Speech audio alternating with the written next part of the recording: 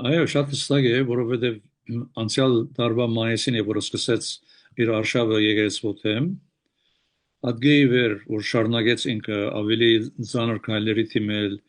որոշ arczepiskopos հավաքեց 10 հատ իր մոտ, որ թեմ լինեն վեհապարին եւ այլն։ Ուրեմն ժամանակի ընթացքին տեսանք, որ իր վարկանիշը ընկնում է, բայց ըստ հարցախույզերի եւ որ հարցնում են ժողովրդին Փաշինյանի մասին, այդտեղ շատ ցածր ինքը արդյունք է ունենում 10-ից 20-ի միջև, բայց երբ որ ժողովրդին հարցնում են եկեղեցու մասին, մոտ 60%-ը ասում են մենք գնահատում ենք եկեղեցին։ Այո, անշուշտ, որովհետև մեր եկեղեցին 1700 տարի ավելի գոյություն ունի,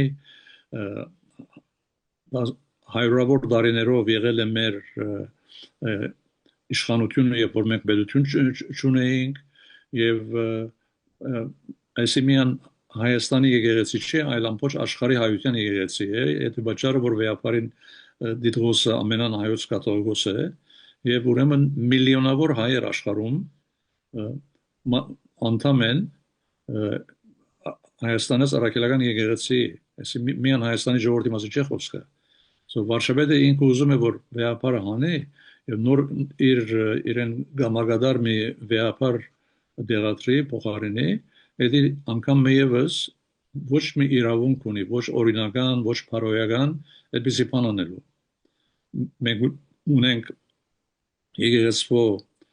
տարավոր տրադիցիաները եւ